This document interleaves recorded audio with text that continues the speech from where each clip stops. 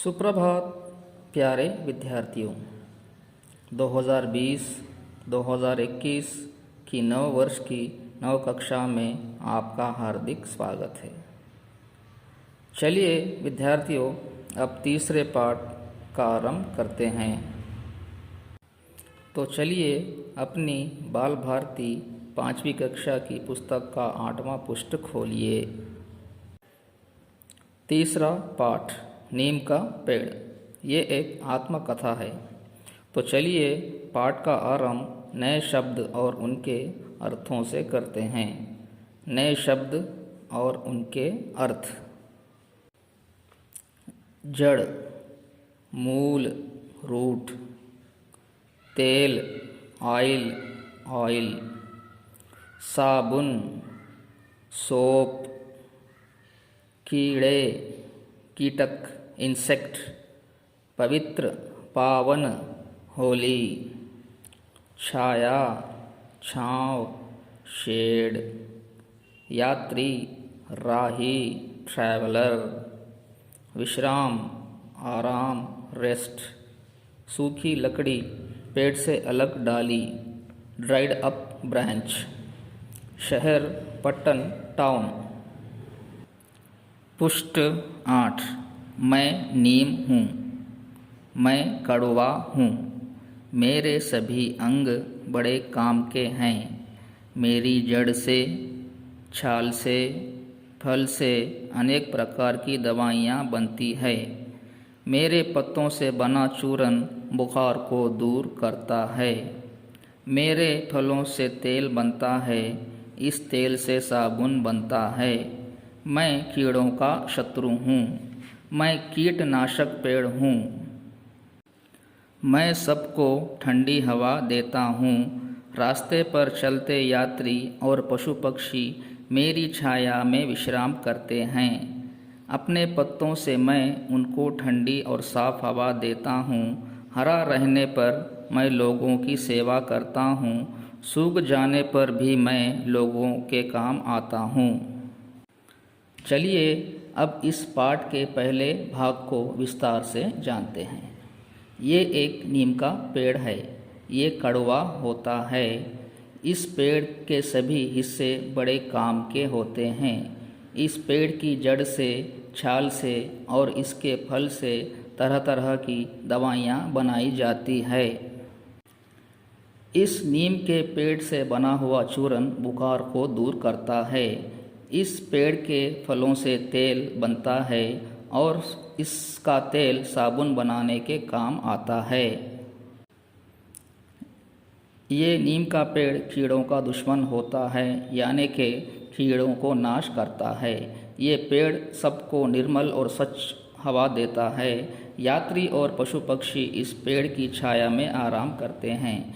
ये पेड़ अपने पत्तों से सबको स्वच्छ और ठंडी हवा देता है। हरा या सूखा नीम का पेड़ औषधियों गुणों से भरा होता है। पृष्ठ 9, मेरी सूखी लकड़ी से कई प्रकार के खिलौने तैयार करते हैं। खिड़कियाँ, मेज़, कुर्सी आदि बनती हैं। मेरी सूखी लकड़ी ईंधन के भी काम आती है। हिंदू लोग मुझे पवित्र वृक्ष मानकर मेरी पूजा करते हैं। गांव के हर घर के सामने मैं पाया जाता हूँ। शहर हो या गांव, हर स्कूल के मैदान में मैं पाया जाता हूँ। तो चलिए प्यारे विद्यार्थियों, अब इस पाठ के दूसरे और अंतिम भाग को विस्तार से जानते हैं। इस पेड़ की सूखी लकड़ी से कई प्रकार के खिलौने बनते हैं। खिड़कियाँ, मेज़, कुर्सी भी बनाई जाती है और इस पेड़ की सूखी लकड़ी ईंधन के भी काम आती है। हिंदू लोग इस पेड़ को पवित्र मानते हैं और इसकी पूजा करते हैं। गांव हो या शहर, यह नीम का पेड़ हर जगह पाया जाता है। पृष्ठ 9, अभ्यास। निम्नलिखित प्रश्नों के उत्तर लिखिए। पहला प्रश्न, नीम के पेड़ के अंग क्या काम आते हैं? उत्तर, नीम के पेड़ के अंग जैसे जड़, छाल, फल से अनेक प्रकार की दवाइयाँ बनती है। दूसरा प्रश्न, नीम का पेड़ कीड़ों का शत्रु क्यों है? उत्तर, नीम का पेड़ कीटनाशक होता है, इसलिए ये कीड़ों का शत्रु है। तीसरा प्रश्न, नीम की सूखी लकड़ी से क्या चीज़ें बनती हैं?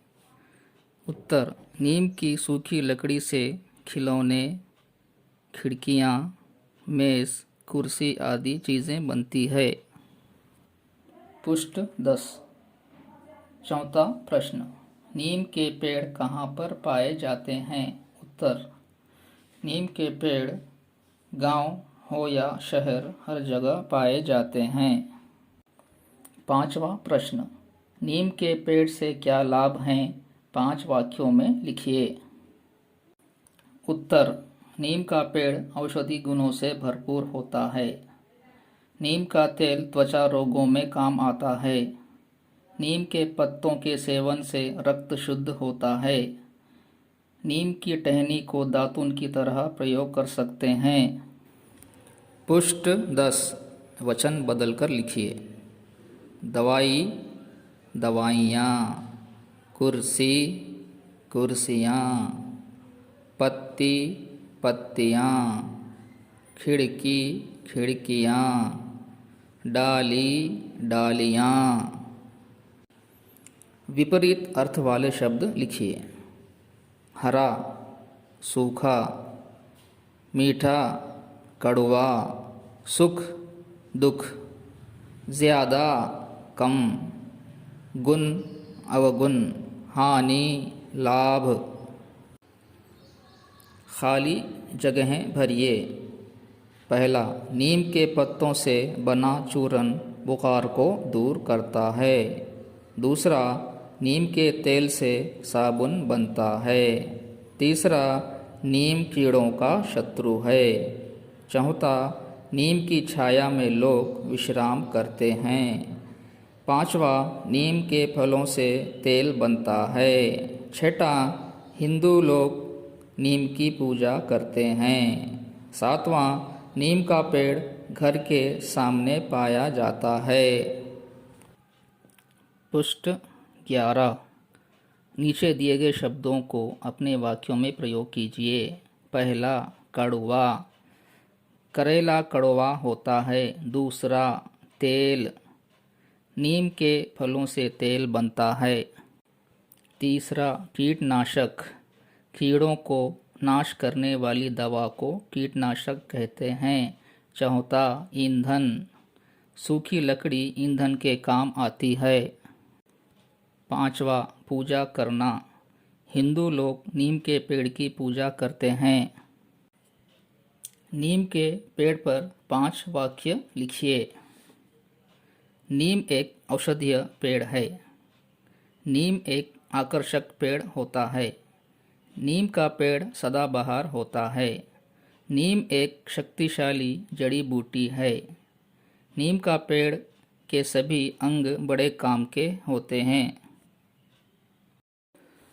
प्यारे विद्यार्थियों, इसी के साथ आज का हमारा तीसरा पाठ यहीं पर समाप्त होता है। अल्लाह हाफिज़। धन्यवाद।